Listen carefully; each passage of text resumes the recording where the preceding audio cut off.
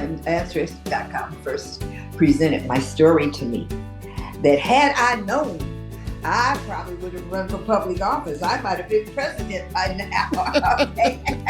Because the women in my family, they just think it up and do it. Stories That Live in Us is a podcast that inspires you to form deep connections with your family, past, present, and future. I'm Krista Cowan, known online as the Barefoot Genealogist.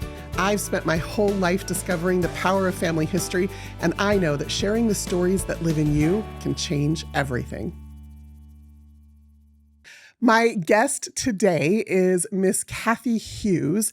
Cathy founded Radio One, which became Urban One. And when that company went public back in the late 1990s, she became the first African-American woman to head a publicly traded corporation. We met Miss Hughes when we filmed a project with Ancestry called As We Climb. And one of the things that you'll hear as you listen to her story is that she is a woman with so much tenacity and drive and commitment. And she credits a lot of that to the women who came before her. One of those women that you're going to hear about is her great-great-grandmother, Charlotta Pyles, who was enslaved. And with a woman who inherited her, she was able to escape slavery with her family. Frances Gordon was the white woman that helped Charlotta, and the two of those women leave a legacy that is so impressive and a story that is absolutely worth listening to. I'm excited to meet you and to get to know you a little bit. So tell me, please, what you knew about your family history growing up, like what stories you'd heard. Well, number one, I spent summers and then a couple of years in school at Piney Woods, Country Life School, as it was called then, in Piney Woods, Mississippi. And from the age of probably 7 or 8 until I was 14, I was a tour guide. We had what they called the visitors booth, and buses, tons of people, lots and lots of folks came by bus to Piney Woods. And by the time I had reached my teen years, I was the head tour guide. And so I knew a lot because the whole tour guide had to, as I took them around the campus and showed them the academic classrooms and the dormitories and the various buildings on campus, that was just an example of what we were actually saying about the history of the school. And so from about the age of 8 or 9, I've been acutely aware of the history of my grandfather's side. Now, the interesting thing is, knew very little about Grace, who's a descendant of Charlotta. Knew very little other than that she was married to my grandfather. So, it's interesting as I look back in retrospect, it's not just people of color who are left out of history, but particularly women of color. Because I was shocked when Ancestry told me about a more exciting story than what I had been, taught to repeat. Since early childhood, the story that should have been told as we took visitors around the campus at Piney Woods was the story of Grace. And because of what you all found out, the Ancestry story resonates more closely, I guess would be the best terminology for me, because it's the legacy of women who were fearless, women who were willing to risk their lives to accomplish their goals. And certainly that story is true also of my grandfather, Dr. Lawrence C. Jones, who founded Piney Woods. But things haven't really improved for women of color at the same level that things have improved for men of color. Yeah, well said. So tell us all just a little bit about, is this on your mother's side or your father's side of the family tree? This is my mother, Helen Jones Woods. It's my mother's side of the tree. Okay. And so Um, Helen's father then was Lawrence, and Lawrence was Correct. married to Grace. Did I have that right? So you have that exactly correct. Okay. And as I said, they always told, but because of Ancestry, if I even start talking more about my mother and her incredible career, and the fact at 14 she had already graduated from high school and participated in the theft and conspiracy of taking the school's marching band from Piney Woods, because my grandfather would only allow them to do Negro spirituals, as they were called, and march songs, anthems, and they wanted to play what the music of that day was called swing. Swing was a forerunner to jazz. They wanted to play swing. They wanted to be jazz musicians. And so the music director realized that she had a particularly talented group of women at the school in the marching band. And one night they decided that they would abscond and leave, and took the tour bus with them. Some music history uh, gives my grandfather credit for having constructed the very first tour bus in the entire music industry, because he had all these girl musicians who could not stay in hotels. And because there was so many of them, it was kind of wearing out your welcome to expect people to house large numbers, and he wanted to keep them together.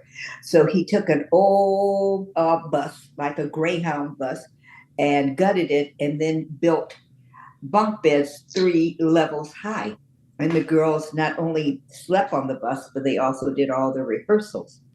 And so Charlotta's story prompted me to start telling more about my mother's story, because it's my mother's side of the family that had been ignored for all of those decades and centuries, actually. Yeah. Wow. That's amazing. What instrument did your mom play? Trombone, Okay. Well, lead trombone, and very interesting. Came to Omaha, Nebraska to have me, because the band director was from Omaha. The doctors had miscalculated her delivery date, so she ended up being there for several weeks.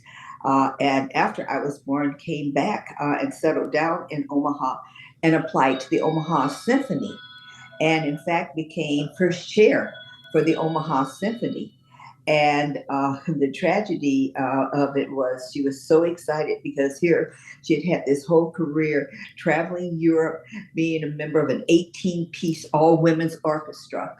And so, but to be, first chair in a classical, symphonic orchestra was just, her dream come true, recognition of her talent. Well, there was a bad snowstorm in Omaha, and my father came to pick her up. And they realized that my mother was not white. She had, back in those days, they did not have race on the applications. She auditioned, she got the job, and they fired her that next morning, because he showed up saying, it's a bad snowstorm. I came to pick up my wife, and I'm sure they stayed up all night long, okay, worrying about who was going to be the first one to tell her in the morning. It's interesting because when my mother died, that story came out. And the current director of the Omaha Symphony called me and apologized on behalf of his ancestors who had done that terrible service to my mother, and invited me the next time I came to Omaha to please come by, because they would like to do a special tribute to my mother's band. They were called by many the first freedom riders, because here they were, 18 women strong on a bus, a converted bus, traveling the segregated South. And 4 of the women in the band were, in fact, white. And it was so interesting because they would put on makeup to darken themselves up. It was my mother and 2 other women who, what they call could pass for white, who would get arrested. So once they got them down to the station and realized that they had brought in the African Americans, okay, because they knew there were white girls somewhere in this band, because they saw flyers and other things, but they kept arresting the light complected African American women. My mother was one of whom, and the white girls would get away scot free with makeup. Wow. That is an incredible story all the way around. It sounds like you are who you are because of your mother Oh, in no large question, part. no question, So then absolutely. so then Not just my she, mother. yeah. I'm sorry, not just my mother, but Charlotta. I said when Ancestry.com first presented my story to me that had I known, I probably would have run for public office. I might have been president by now. Okay? Because the women in my family, they just think it up and do it. All right. Sounds like it. They can imagine greatness. And when I was a youngster, I was educated throughout my entire life in a Catholic environment, Catholic schools. The nuns used to send notes home saying that I was suffering from delusions of grandeur. And I now know how wrong they always knew as I grew up and became, involved in my career and my work. But that was sheer. Once I found out Charlotta, I was like, please, you all had no idea who you had in your classroom for all those years. Or you would have cultivated me. You could have gotten the star for turning out the first woman president of the United States, because basically, like my mother and her whole lineage, if they could think it, if they could think it, they could believe it, and once they believed it, they could achieve it. So Helen is your mother's name, correct? Correct. And Grace is Helen's mother. Yes. Do you have any stories about Grace? Anything you've learned about her over the years? Well, as I was giving my youthful tours of the school, when we would get to the music department, the rehearsal halls, we would talk about the fact that the idea of a band and choirs came from Grace, because Grace had done this in Iowa. She had brought this idea with her when she married Dr. Lawrence C. Jones, that it was a very effective, very productive fundraising element. And she's the one that really kind of is responsible for the various groups. There were quartets. There were the Sweethearts of Rhythm, the women's orchestra, but the men also had an orchestra, because back then coeducation was not a thing. Okay, that all of that started with Grace. So then Grace is related to Charlotta how? Granddaughter. Grace is Charlotta's granddaughter. Okay, had you ever heard of Charlotta? No. You heard no stories about her growing up? I didn't even hear stories about Grace. Okay. And that's what I'm saying. Here, these effective fundraising. I mean, Piney Woods is still open today. We have 150 students right now as I'm speaking to you.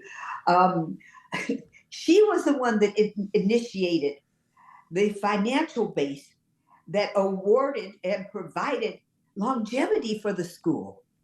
And yet the only story that we were told was my grandfather. Was about her husband. Yeah. About her husband.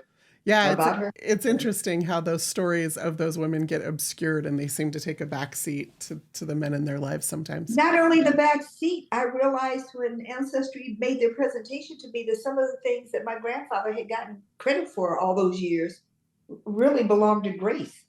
Yeah. So tell the story. I want to hear the story of Charlotta in your words, as if it was you telling it for the first time. Charlotta was a slave in Kentucky, and she had 11 children. And the daughter of the slave owner did not believe in slavery, interestingly enough, and made her very clear to her father that if the plantation and the slaves were left to her, that she would do everything in her power to free them. And she had this incredible sisterhood bond with Charlotta. So to the point where when the daddy died and the daughter, the only daughter, was in the will in possession of the plantation and the slaves, her brothers sued her. They tried to take her to court to kill the will, because they're like, she's got to be crazy. How does she think we make our money? It's with these slaves. And she took Charlotta and her children and she incarcerated them for their safety until she was able to go to court. She won. The will was legally binding. Then she partnered with Charlotta to take the children and herself to freedom. She financed that trip. She used her resources to get them on the road to freedom. And those type of stories, again, are not told. We have so many stories told about the cruelty of slavery, but God created everything in duality. So if there's a bad, there has to be a good. If there's an up, there has to be a down. If there's a right, there has to be a left. So I just wonder how many individuals like this daughter of the slave owner were really good people who really saw slavery as an abomination and risked their lives. Frances, who risked her whole financial security and life to help Charlotta, challenged by her own family for not having her head screwed on right, because how could you possibly want to take these slaves to freedom?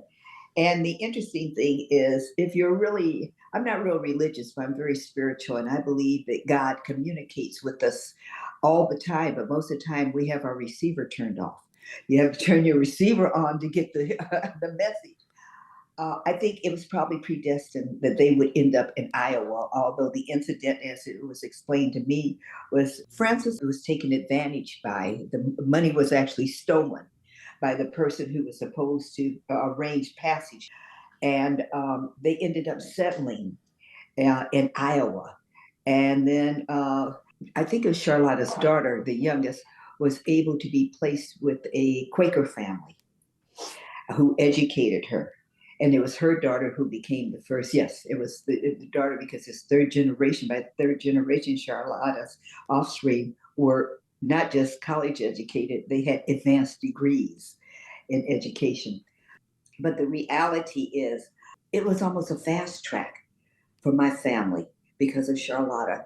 Charlotta, with no education, became an orator, spoke at some of the biggest, they had, I guess, modern day terminology would be convention centers. All right. She spoke on programs with Frederick Douglass.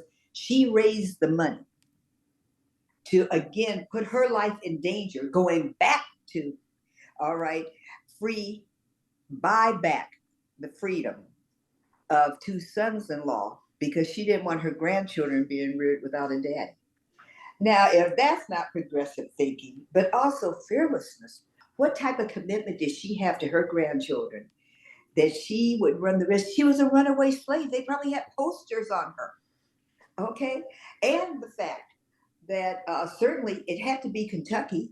If her daughters had had babies by other slaves, okay, that's where they were enslaved, was Kentucky. So she goes back to the state that's looking for her butt, okay, with money. Yeah. Okay, with Yeah, money. she's safe in Iowa with some of her children, Right. her grandchildren. She could have stayed there and just counted it as Thank a you. loss, and she chose not to. Exactly.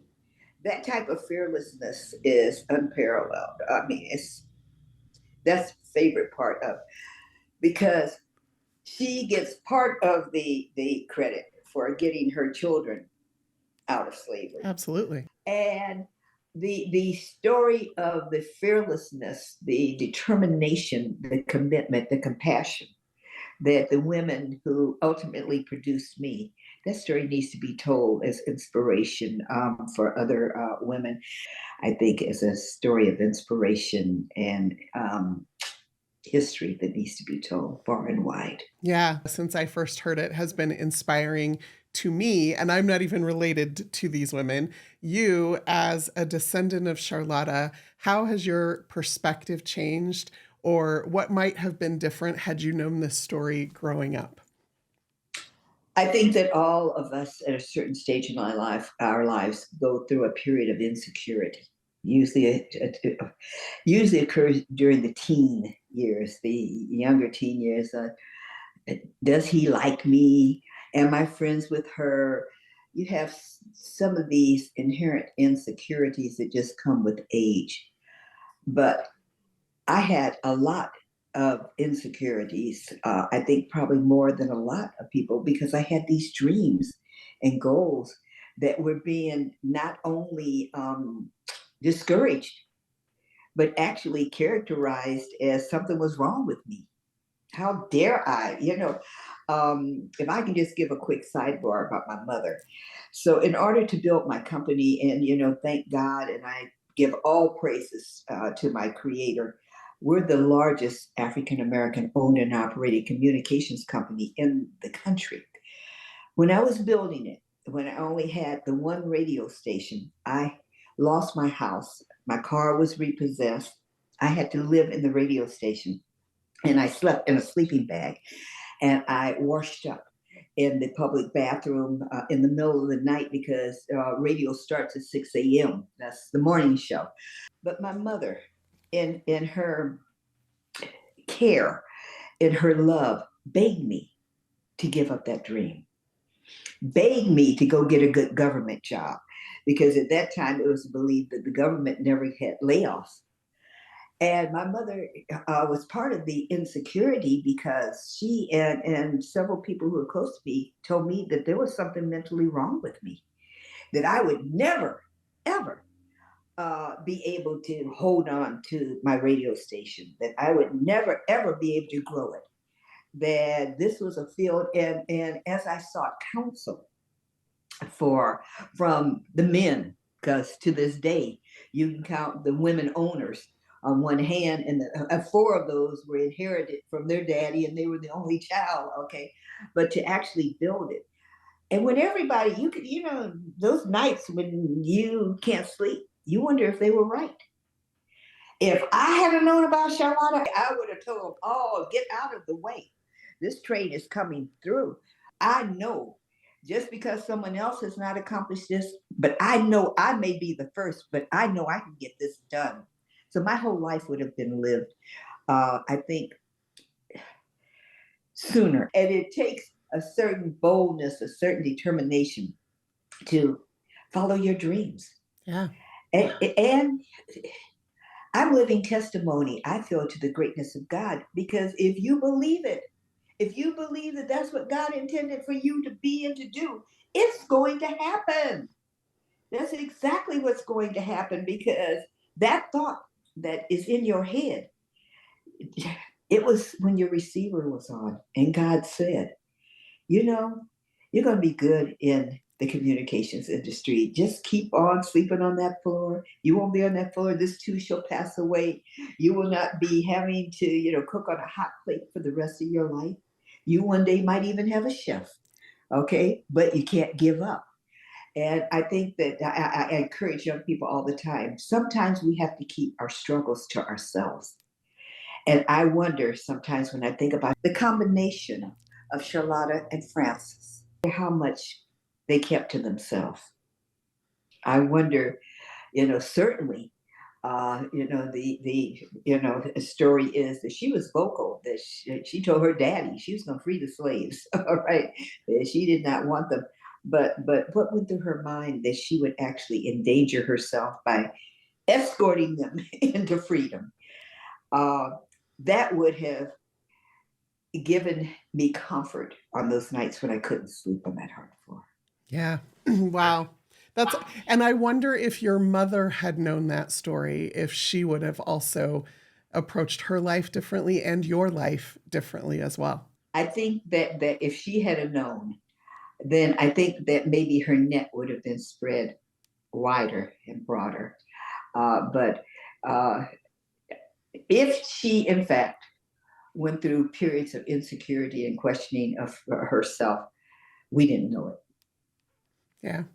Yeah. And it's interesting how, as women, we keep those things sometimes close to the chest. We want the best for our children. Charlotta certainly wanted the best for her children.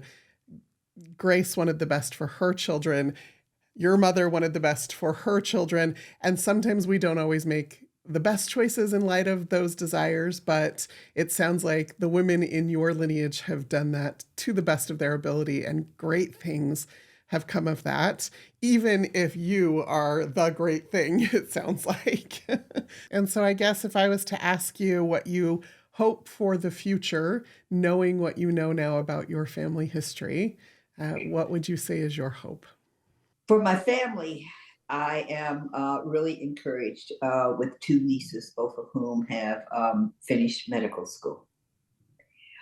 Uh, I, in hindsight, should have adopted because it was very difficult as a single mama with just one son. But I feel now an obligation. So I have a handful of young women, and some of them aren't so young. So I try to make up through mentorship, through example, through assistance with women who are not biologically mine, but call me mama. And a lot of them have their own biological mamas. And so they call me mama number two. But what I would like to do in my family is to share the strength, the vision, the opportunity that was afforded me with other women, particularly women of color. So the fact that I did not biologically have a daughter, I have vested in other daughters of other mothers and tried to help them not only share in my story, but share in my legacy. Miss Hughes, thank you so much for sharing your story, for allowing Charlotta's story to be shared. I appreciate your time. Thank you for being here. I thank you all so very much because you opened my eyes. I now have an archival project going on in my company to keep the story alive, to document it. None of that would have occurred had it not been for Ancestry.com. And I love the .com that I always add to Ancestry because you opened my eyes to my history, to my family legacy.